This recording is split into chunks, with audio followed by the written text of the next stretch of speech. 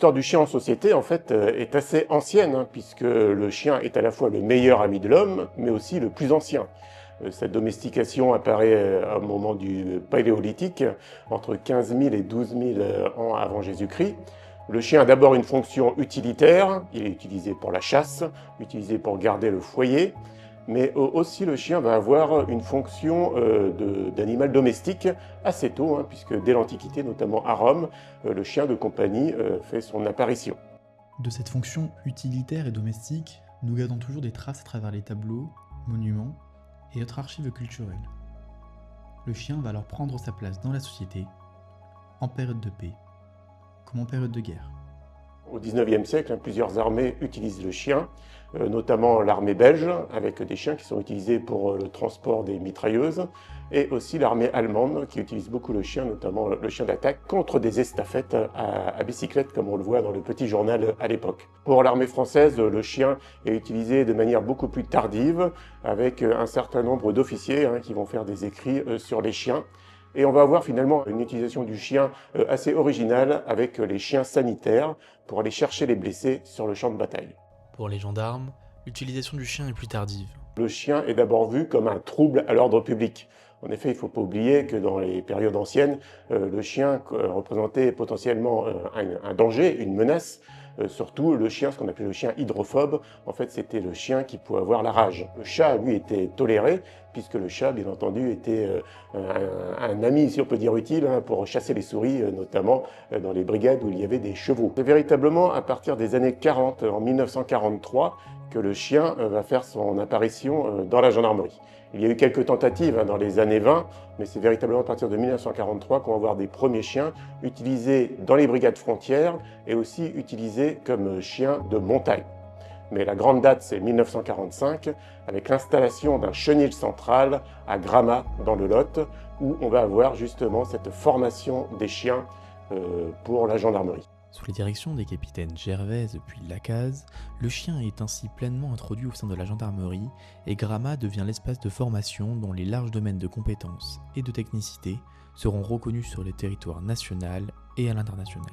C'est véritablement le lieu dédié à la formation à la fois des chiens et des maîtres chiens, avec un niveau d'expertise qui a pu se développer au cours des décennies. Du chien de pistage en passant par la détection des stupéfiants, des armes ou encore pour l'assistance judiciaire pour un meilleur accompagnement des victimes, le chien se retrouve pleinement intégré dans les différentes missions de la gendarmerie. Le chien en gendarmerie a finalement une carrière comme le gendarme, avec un recrutement, une formation et une retraite. Un certain nombre de fiches suivent le chien, et notamment on peut voir à travers les fiches de recrutement et les fiches de suivi plus anciennes, avec l'utilisation de la truffe du chien pour son identification à l'époque. Dans la gendarmerie, on a souvent à l'idée une race emblématique qui est le berger allemand, ou le malinois, qui est très utilisé actuellement. En fait, plus d'une dizaine de races de chiens ont été utilisées au cours de l'histoire.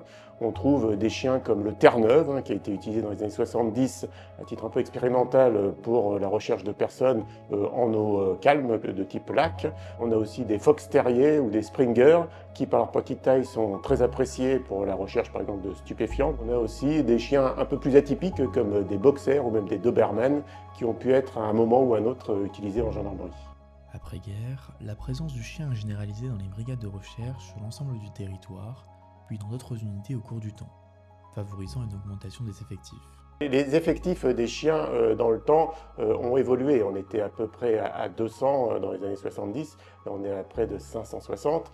Et bien entendu aussi au niveau du personnel, on a eu les premières femmes maîtres chiens en 1988, avec Madame Renard et son chien qui était spécialisé dans la lutte contre les stupéfiants. Le chien en gendarmerie a été aussi utilisé dans différents types d'unités. On l'a retrouvé bien entendu en gendarmerie départementale, en gendarmerie mobile et aussi dans les gendarmeries spécialisées comme la gendarmerie maritime ou la garde républicaine où il est particulièrement utilisé pour la recherche d'explosifs dans les palais nationaux notamment. Et en 2002, il y a eu aussi la mise en place des groupes d'investigation cynophiles au niveau des groupements qui permet d'avoir donc toute cette chaîne métier à travers les territoires. Le chien est aussi utilisé hors de métropole, notamment avec le groupe national d'investigation cynophile qui est intervenu notamment en 2004 lors du tsunami pour la recherche de restes de victimes. La reconnaissance de l'action des chiens se voit illustrée par de nombreuses décorations au cours du temps. À ce jour, 3 chiens, Gamin, Alan et Ice-T, ont pu recevoir la plus haute distinction au sein de l'institution, la médaille de la gendarmerie.